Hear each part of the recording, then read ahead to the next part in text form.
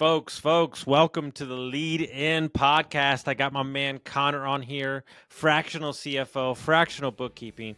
Started his business 2.5 years ago, went from 0 clients to managing 600 million in revenue. They do about 100 million in revenue they manage a month. He is a dynamo, super smart. You're going to learn so much about life. He just had a kid too. So y'all dive into the episode and enjoy. Welcome to the Lead In podcast, where we dive deep into genuine stories of leaders who've seized control of their journey. This podcast is brought to you by LeadHub, your growth partner for the trades. And now, let me kick it over to our guy, Austin Lenny.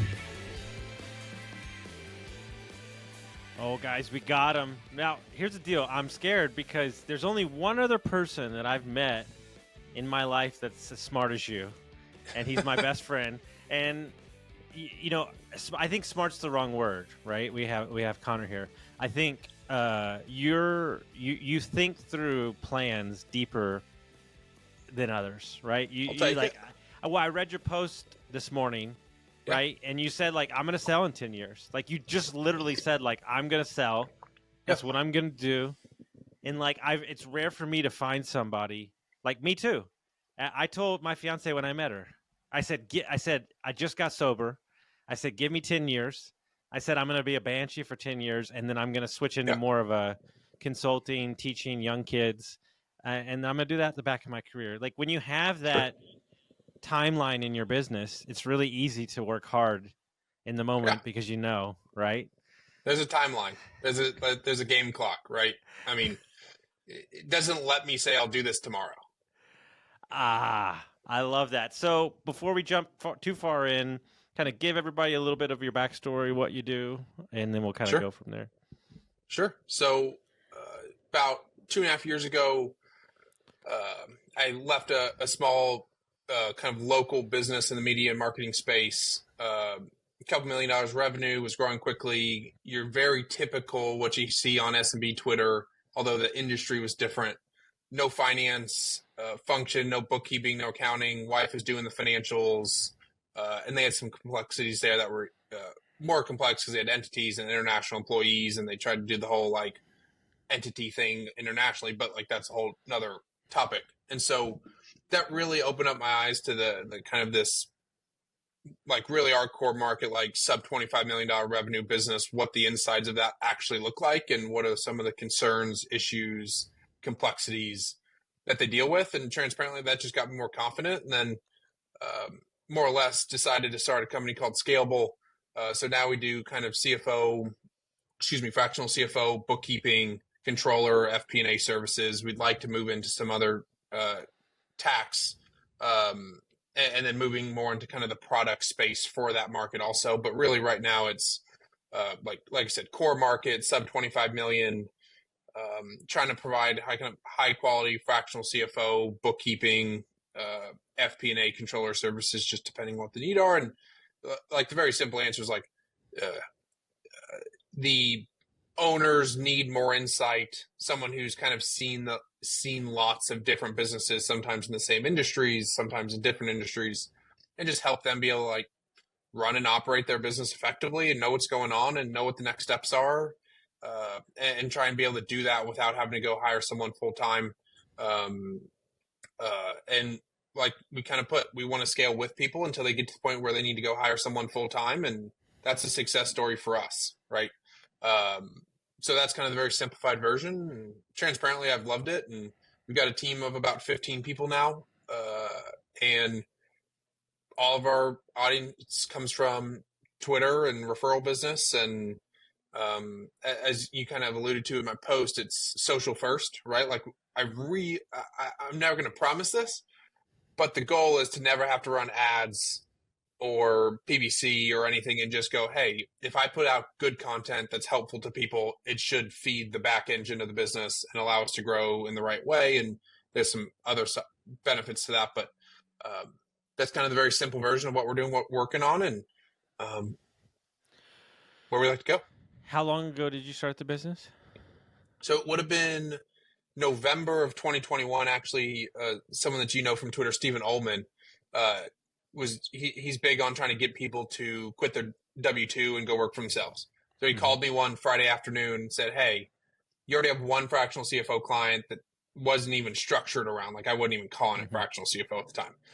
Just helping small businesses with the financials as far as I'd gotten. And he said, hey, how much do you need to make for you to quit your job and do this full time? And he's like, I'll pay you that number, but you have to quit your job. Otherwise I'm not hiring you. And luckily we've had a 2 or 3 year relationship, and we've got good rapport and some trust there. And so I was like, okay, well, that's compelling. Like that seems like a window to go do this thing. And so that was November of 2021, and then ended up doing it, and just kind of been building ever since. And as we sit today, how much, revenue do you manage so people can see the scale of your company? Yeah. So we're managed just on the advisory side, CFO, probably about 600 million in revenue. Probably about 75 clients across the board.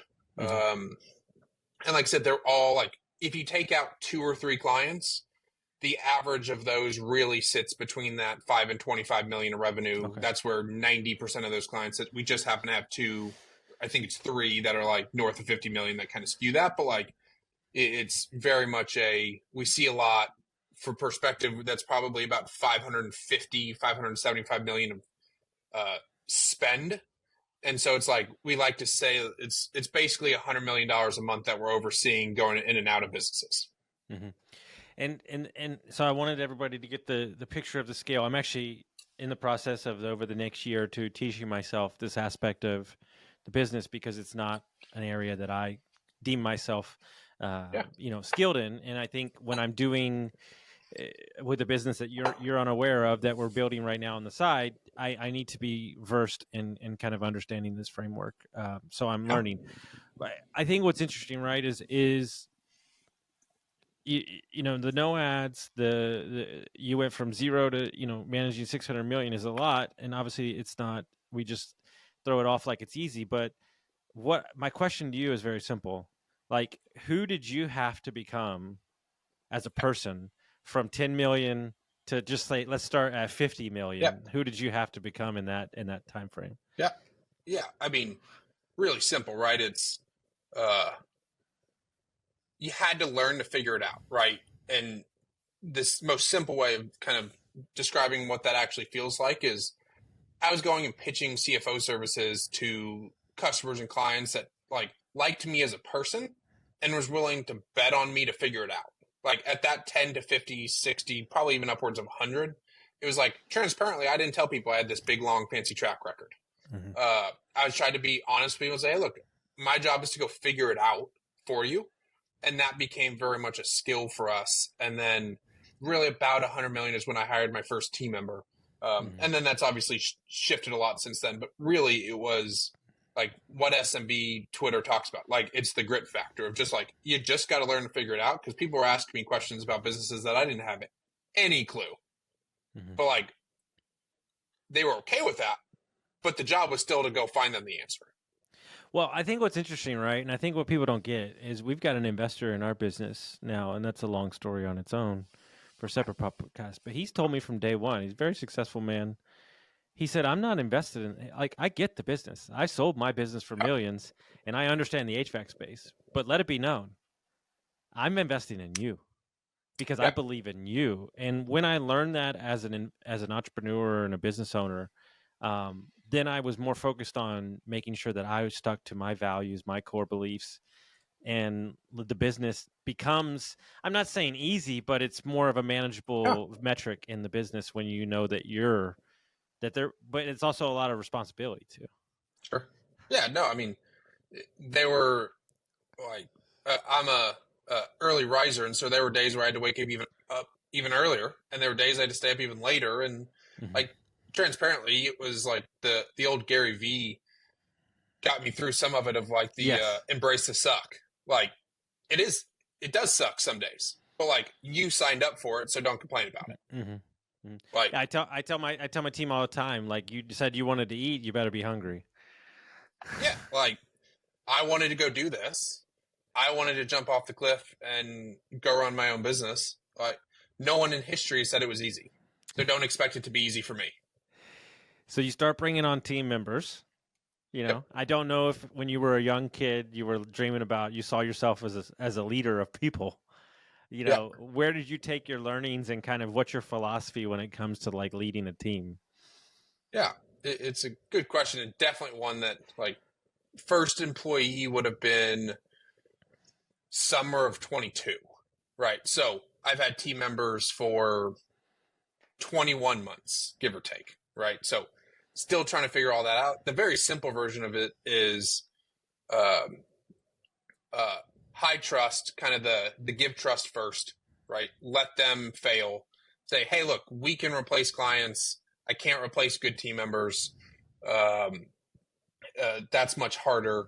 And then really, like one thing that we've done really uniquely, and going back to that post where we're talking about products and services and down the road of like, I genuinely hope that kind of our first 10, 15, 25 hires, like we partner with in some form or fashion on a business, or whether it be an acquisition, whether it be something we start internally, and just kind of give them the free reign of like, one thing that I did include in my post is like, I hope to, like the exact numbers, like I hope I own less than 75% of the entire business by the time I sell it. Mm-hmm.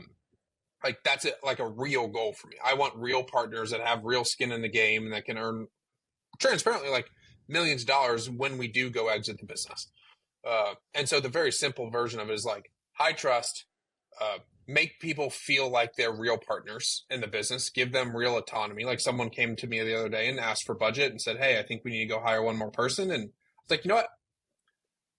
Let's do it. Right. Like we've got the money to do it. We're in a good business, and like, he's got a reason to think that he needs more help. So it's like, okay, let's trust him on that. And give him the autonomy to do that. And I think really the one thing that I, love, probably the biggest aspect of it, is like a majority of our team on the CFO side are like really good thinkers relative to like finance backgrounds, right? Like two of our team members that own their own engagements and probably have our best like client relationships came from like, one was engineering and one was data, like no finance background. And they've like just been able to crush it. Now you have to layer in some finance on top of them, and it's been a progression, but like really it's finding people that want to get into the weeds, that want to do the work.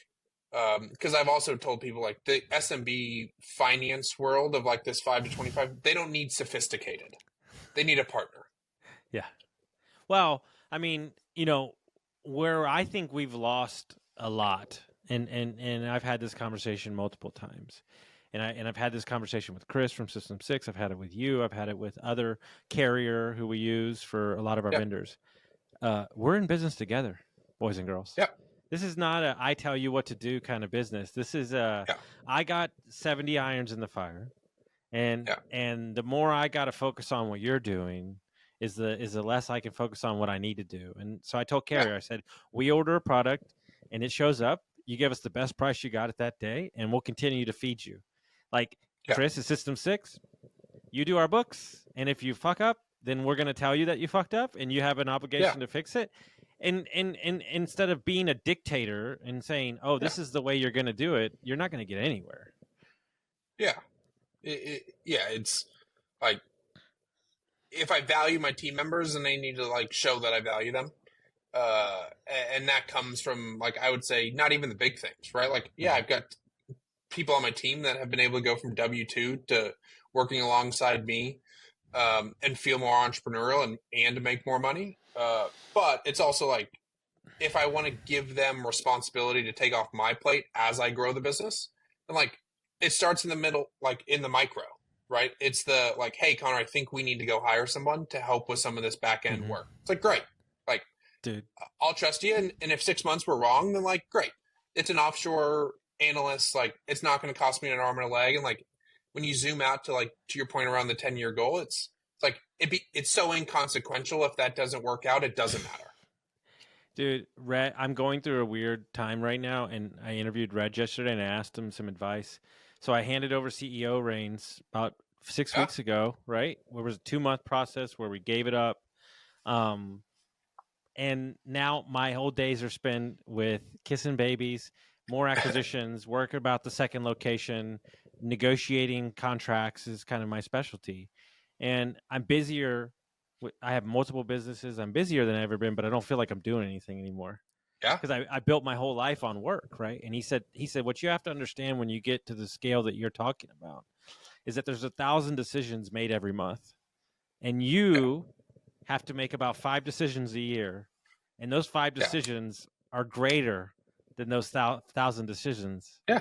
And I was like, wow, like I didn't like put the because it's just easy to me, like what I do and like, you know, and that's the thing that me and Conrad joke about, my business partner, is that we wanted a lifestyle business, but now that we have it, we feel like we're not doing anything. Yeah. So it's a weird paradox. It's so weird. Yeah. No, I'm still in the weeds, but there's days where I'm like, I'll have a 8-hour stretch or a full day with like no meetings, and I know my team does, and it's just kind of like, I feel like I should be somewhere, but like I can't come up with a place to be. Dude, I told him yesterday, he's in the Caribbean right now on a family trip. And I was like, I think we might have to start a little business where we don't care about making money, but it's like something that we just do on the side because, you know, entrepreneurs need to eat, right? It's such a weird, I mean, you have a kid, so you guys, your hands full. Yeah. But yeah, no, it is the farther you get out, because I mean, there are not a lot of meetings that I have to be in anymore. But I told Ryan this, my COO, I said, I plant seeds where seeds need to be planted. Yeah. He doesn't have the luxury of the soft touch sometimes because he's in the weeds. And so I'm kind of come behind him and like lay down the fertilizer, for lack of a better word. Yeah, totally. Like, and it's a great way of putting it, because it's ultimately, to your point, like most of the last probably 90 days for me has been focused more on, okay, what's the first and second and third products we're going to launch? What does that look like? Who's going to run those? What is that structure going to look like? How are we going to get that out there? And how to get some early customers and those sorts of things, versus like, where's this deliverable for this advisory client, right? Yeah. And it's just, it's ultimately, to your point, it's going to be 90 days. I work with Thomas, who's on my team, and he'll start to go do the work and the groundwork on them.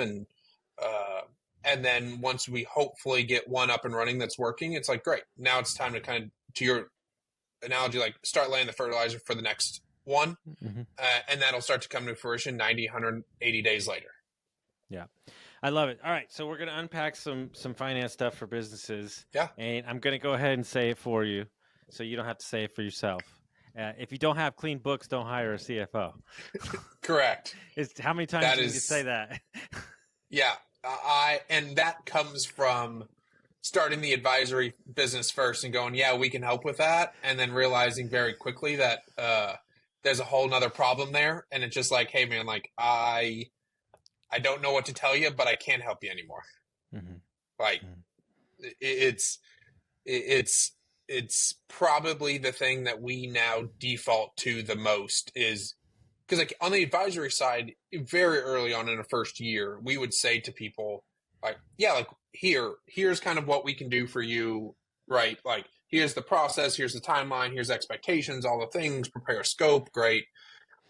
But we'd never asked to like actually see the books. It's just like, oh, you're an HVAC company doing $7 million of revenue. We've worked with 8 of those. Like there's no way that I can't help you. Like I just know it well enough. And then you start getting to the point where it's like, well, wait, hold on. You haven't done books in 6 months? Or like your balance sheet's showing that you have $7 million of cash and you only have $82,000 in the bank account? Like, yeah, like, and so like now we've got a much more thorough ongoing process to like, I have to see your books beforehand. Otherwise I will not sign with you. My team will not work with you. Now bookkeeping is a little bit different because it's obviously we're getting hired to then clean that stuff up. But like on the advisory side, like I want to see financials. I want to see how messy it is, because it's like now I'll just pass you to our bookkeeping team for a month or 2 months or however long it takes before I even do any advisory work. And it's like, it took some maturity to get to that point to say, hey, I know that you want to pay me, but like, I don't feel right now taking your money because like, I can't help. Like you're ending up paying triple for CFO work when you really just need bookkeeping work. And like, that just seems wrong. It's an odd thing, right? Because I'm all about building towards the future. That's all the way I look. I'm 3-5 years ahead of everybody. But what we found when we reshifted and been through what we've been through the last 16 months, whatever, 15 months, is that a lot of the stuff, if you just keep it simple, you don't really need it until you get about 10 million. Until you get about 10 million, you don't really need it. Like at 10 million, we'll hire an HR department. Like when we have 3 locations, we'll have an HR department. But there is something to be said as a business owner to see inside of each facet of the business. So when you do hire that person, you can kind of give them the right compass, for lack of a better word. Totally.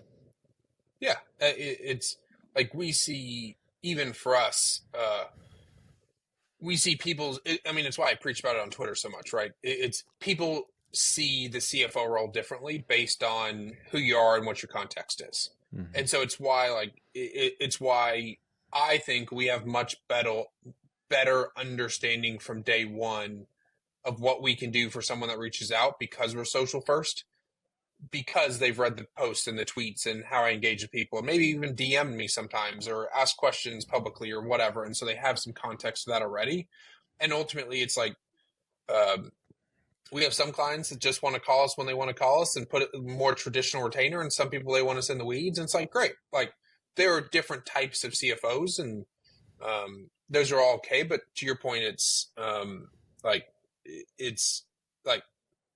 we've kind of tried to adopt this more in the last, like, probably 180 days, where it's like our goal, if you're sub $2 or $3 million, is to like take on a super light engagement where we're more teaching you, like not coaching, because we're doing the work. It almost feels like a class, like a mastermind almost. Yeah. And like transparently, like, not to divulge too much, but like we've certainly got some asks for that of like, hey, like, can you just put down something that just like, you're sub $2 million business owner, you've seen the inside of 1 million of them. Can you just like write down something? Like, I'll pay for it. Just write down this, excuse my French, but the shit that I need to know that's going to go wrong. It's like, here, go to Zen Business and file an LLC, and then get your CPA to file an S Corp election. And here's how you pay yourself. And like, just the really basic stuff. Cause ultimately we get so much of that in that sub $5 million market of like, man, like, cause we've gotten much better, like firing ourselves on engagements that I was like, hey, look, what you're asking for, you're overpaying for. Because if you just wanted to go spend an hour on the internet, you probably find the answer.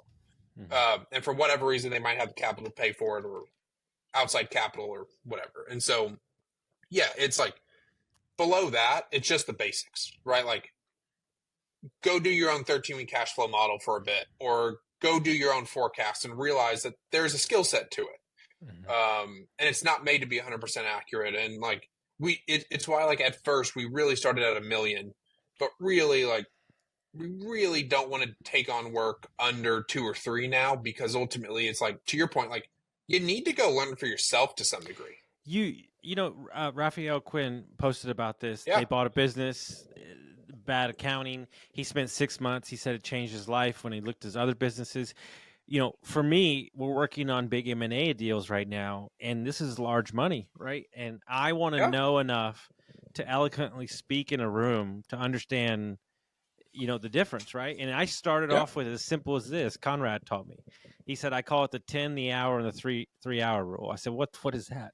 He said, if you can look at it for 10 minutes and you still want to look at it, and it's a business worth buying, you look at it for an hour. If you look at it for an hour, then you look at it for 4 hours. And now I can go through a business and go, okay, that works, that doesn't work. I need to know about those 3 things. But that took me looking at CIMs and understanding the different frameworks of business. And it's amazing, because if you buy one business, you're probably going to buy 2. So the more that you know, you're going to be more inclined. You know what's crazy? What I would buy now and what I would have bought before we bought the first business, not even close. I won't even buy it. We're going to go build greenfield and organic, because I don't trust what the quality that's out there. Yeah, like doing our own, because like I would like to acquire. We're not going to force it, but we'd like to acquire. And there's 2 or 3 firms out there that we've talked to that, like, I think are so far and away better than the others that, like, everything else I look at, I'm like, man, I'm okay waiting 2 years. And I know Twitter's like, go do it tomorrow. It's like, But the benefit is like I have a cash flowing business that allows me to wait and be patient. That like I don't need to do it tomorrow. I can still service the demand. There's just something in those assets that allow me to feel like if I go buy those, I'm taking a leap ahead versus just buying revenue and income. And well, because it's a hollow grasp, right? I think the bigger issue is that I realize that the more that you remove your own ego and your own personal needs from the business, the better the business runs. And it took me a long time to learn that. Yeah, like as entrepreneurs, we want to say that we're the most important, but our businesses become the most valuable when we're the least important. Oh, dude, that's what Reg said yesterday. 99% of the things that I do for the business, not a single employee in the business sees. Yeah. They don't see it for 3 years, and they go, "Oh, why were we so successful?" Well, Austin's been, out there for 3 years pumping it, and now when I show up to work, they call me part-timer, and I love it. I think it's so great. I'm like, you literally have no idea what we're talking about or what's building. But I found peace in my own in building up my own self. Meaning, am I healed? Do I feel healthy? Like that's kind of the game now. And for me, you just we're blessed with it. For me, it's kids very soon, and I'm going to do everything necessary to put the business in a position where I have options as an owner to spend time with my kid when I want to. Yeah, it is shocking how quickly that has changed for me in the last 4 weeks. Like he'll be 4 weeks. He was 4 weeks old yesterday, and he'll be a month on Sunday. And it is now all of a sudden like I like to work, right? Like I genuinely do, but like I also, to your point, want the flexibility between 6 and 9 p.m. to hang out with my wife and my kid, and just like sit on the couch and hold him while he falls asleep, right? Like 6 months ago, it was like, yeah, like I'll just work and grind through it. Now it's like, okay, like for us, that shows itself through like our margin's going to go down a little bit. But like I just value being a good father and husband more than an extra 4 percentage points of margin. Like I'll make that trade all day. But it's how quickly that's happened since he's been here that like that whole mindset has shifted almost to like the extreme side of like where you're at of like, now I just want the business to operate by itself, and I'm willing to invest nearly anything to get there because I think it's a good business that has legs to run.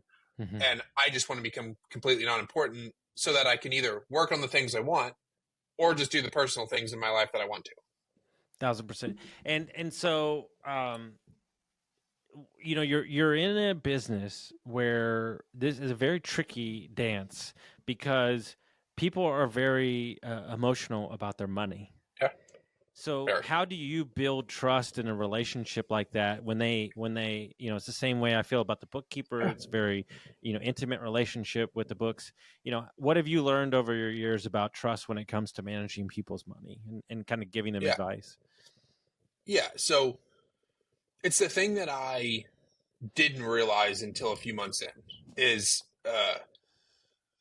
once you start to see these like personal balance sheets and realize, oh, like 97% of your retirement and net worth is this business, right? And that's just entrepreneurship. That's the risk, right? And that's okay. And so it's really for us been it's kind of starting from the top of like being so public, like because it's like having good reputations with people and showing up at events, like knowing that like I do my best to be a valuable member of this community, I think starts with a layer of trust that you wouldn't get if I just ran ads, right? So like that's kind of like what I would call the non one-on-one trust, like the social trust. And then I think to like that second point is, or to that kind of the supplementary part of that is the like just asking them like, hey, if your business is smaller, like how much do you need to take home to live your life? I don't care if it's $20,000 a month, $200,000 a month, or $2,000 a month. But like, we just have to know where you're at. Like, have you taken out personal loans? Have you mortgaged your house? Have you taken a HELOC? Like, we just need to get it all out there because it would just be the same as a financial advisor if you told them, if you didn't tell them about your business. It's like, well, that's not super helpful. So it's the same with us. Like, we have to understand what's going on to some degree in your financial life outside of the business. And then really just like, hey, look, like, I get it. This is sometimes stressful. The cash in your business pays for your vacation and your kids and your wife and husband and whatever it might be. And so it's really just about being really intentional of saying like, hey, I get that this is like your retirement plan.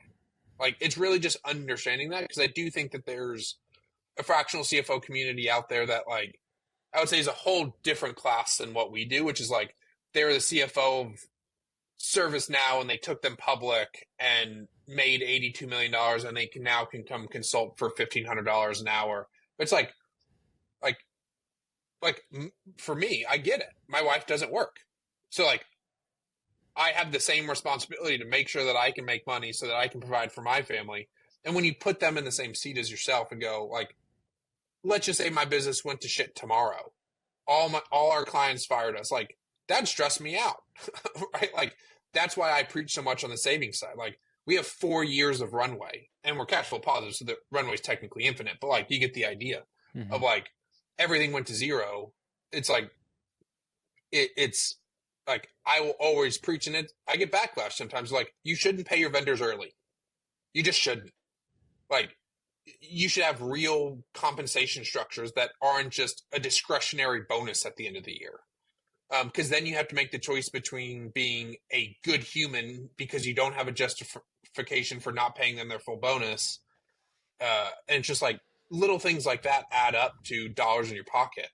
And so like, crafting that whole narrative is like, it takes building trust and then putting intentionality in the business on behalf of protecting the owner in the business and the business itself.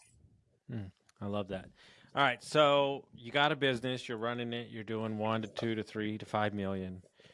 We don't need to go through the whole thing, but just 1-2 steps where they start, something they need to read. What do they need to focus on? Yeah. Like, hire a bookkeeper. I preach it. Like, it doesn't have to be, I love Chris at System 6. I obviously love what we're doing. You don't need us if you're $1 million. Like, unless you're a complex business with real inventory and balance sheet or investors, like, you don't need that. Go to Pilot. It's not going to be great, but it's a hell of a lot better than zero. It's $300 a month or $400 a month, and it's probably AI, and transparently, it's probably subpar at best, but it's a hell of a lot better than zero. Like, if you can't afford $1,000, $1,500, $2,000 a month, like, people tend to go like, well, I can't get good, so I'd rather have nothing. It's like, below average is still a hell of a lot better than nothing when it comes to accounting. Because you can't file your taxes, you're never going to get a line of credit, you're never going to be able to get investors if you need it. Partnerships that want to provide you vendor lines of credit are never going to allow you to do it without clean books. So like, there's just a snowball effect there.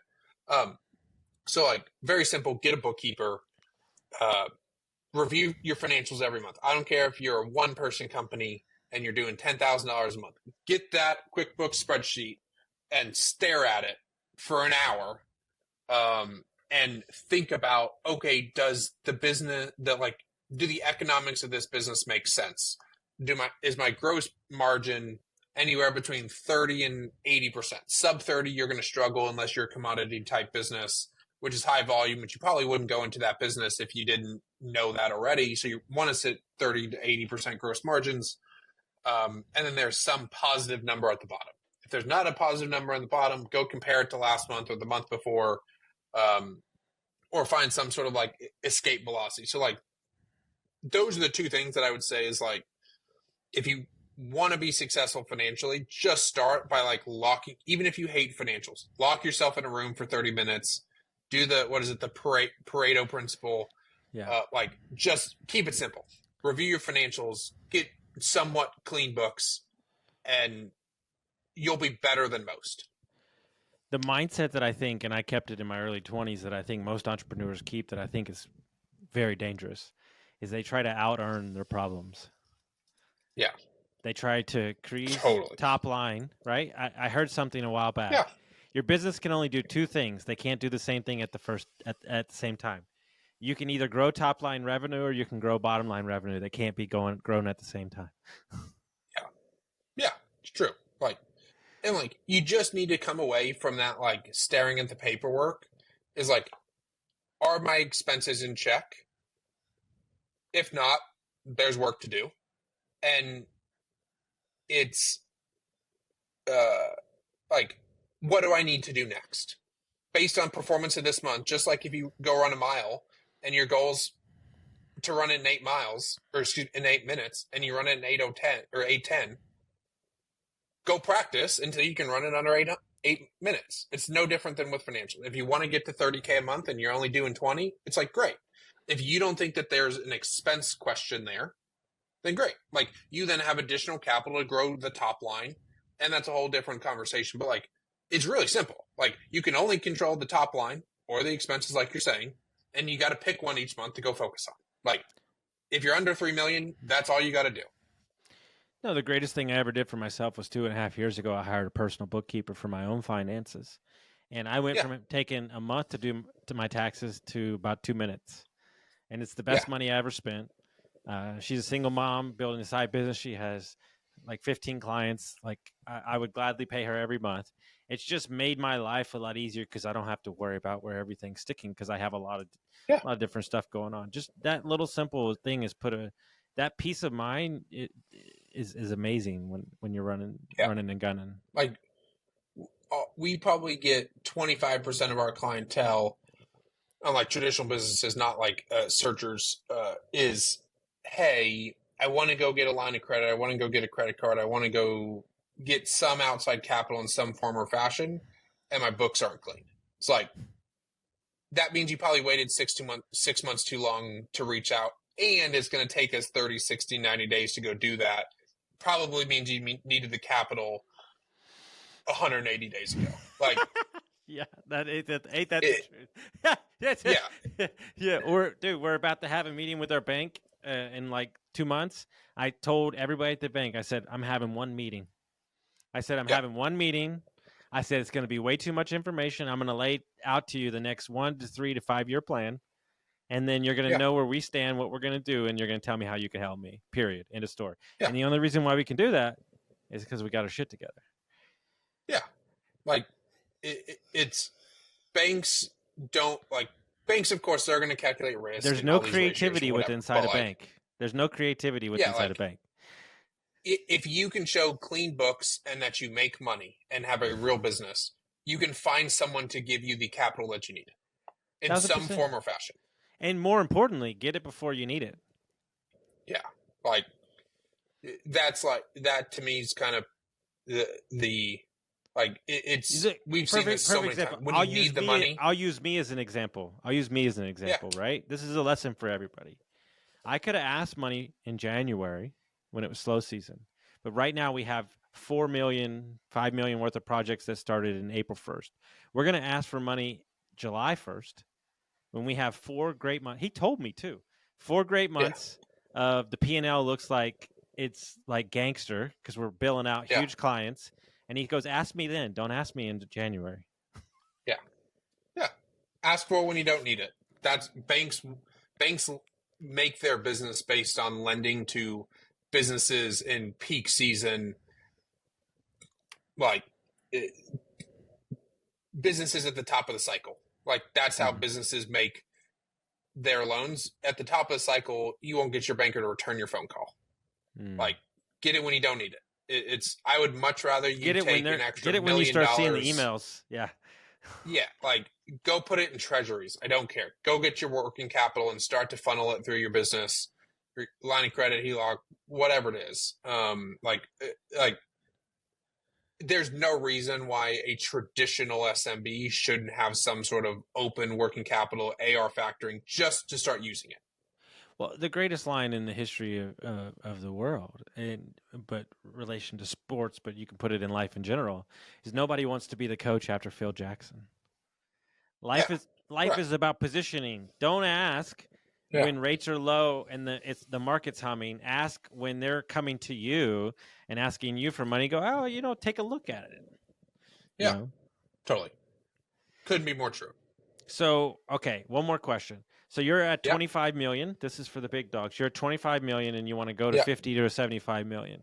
What money mindset do you have to adopt to take it to the next level? Yeah, I would say number one is like, what's the game plan, right? So we meet a decent amount of owners that are north of 25. They go, hey, Connor, I'm good. My goal is capital preservation. Just don't want to run out of money. I want to keep making my $2 million a year take home when I pay myself a distribution of $1.5 million in January. It's like, great. So then it's have clean books, have a good process, keep way more cash in the bank than you need. Like basically just the goal at that point is like never ever die. Cost containment, those sorts of things. Now, if you're starting to get to that 20 to 50 million range and you go, hey, Connor, I'm trying to go build a $300 million behemoth. It's like, great. Go start building out a full finance function, because I would say that that's ultimately where you're going to start to see the most fraud. Number one, that probably 10 to 30 is probably the most prevalent, because it's people can steal enough for it to be worth it, and it's small enough to where a business won't notice it. It's the perfect spot, and you usually don't have enough of a finance function to stop it. And so north of that size, like you should be working with, if the owner is not financially savvy, and I would say even if he is, he or she is, you should be working with someone that is a financial professional. That doesn't need to be fractional CFO. It can be your buddy who's serious about helping people. It can be someone on Twitter. It could be someone who sold a bit. Like you just need someone who can start to kind of coach and guide the financial side of your business. You should probably at least have one or two internal finance people, one more senior, one more junior, like a bookkeeper and controller, bookkeeper and senior accountant, CFO, VP of finance, and a bookkeeper, something like that. You should really have at least two people at that size. And you might supplement that. Like you might want to get a senior or controller and a CFO and then outsource the bookkeeping, or internal bookkeeping and outsource the CFO, whatever. But you really need at least probably two or three people in your business of that size to manage that. Because ultimately it's like, look, if you really are going to believe that you can turn into the behemoth, like having that CFO, having that VP of finance is going to be so crucial to that, because then you start getting into cash conversion cycles and managing a balance sheet, which I would say 99% of people can't do because it's not as clear and understanding as a P&L. And so like, that's where I would really start to invest in people, the owner's own knowledge of financials, and starting to really become more of that, like, because I would say, depending on the timeline, like you're going to need to acquire if you want to do that fast, or invest a lot of cash to grow. Which then means you need tighter cost controls. You need more of an understanding of ROI on certain investments, advertising, marketing, growth, headcount. It just becomes a whole different ballgame. And so I would really split that north of 25 into like capital preservation. I'm already wealthy. I don't need to make more than $2 million a year. I'm good. Like, great. Keep way more cash in the bank that you need. Keep controls in place around financials. And the other side is like, go beef up your finance team. Get high quality talent, overpay for them, and let them manage your balance sheet. Because ultimately, I don't care how big you are. I don't know if we work with any businesses over 25 million that don't have large lines of credit, large debt on the balance sheet of some kind that you need to manage. No, I love that. So if people want to find out the website, your newsletter, all that great stuff, how would they do that? Yeah, so best place is Twitter, just Connor Abene, Connor, Abene, Abene. And then website, we've got scalablecfo.io and scalablebookkeeping.co. And like I said, happy to help. And we also tell people, it's like, look, if we can't help, we'll refer you to someone that can. Luckily, I know tons of people in the industry, and we'll tell you what we can and can't do, and would love to be able to help. And I just, like I said, I believe in it, and eat my own pudding. I've got outsourced bookkeeping on my own team, and there's a point where I will likely hire a fractional CFO just because I want a second set of eyes on my business. I love that. A man who walks in his own words. It's amazing. Guys, if you got some value from this, send it around to a friend, and we'll see you next time. Folks, if you made it to the end of the episode, I'm sure you found some value with what you're listening to. If you could send this to a friend, rate us and review us, share us around. The more that you share us, the more that we can share content with you. Thank you all so much for your time and listening, and we'll see you next time.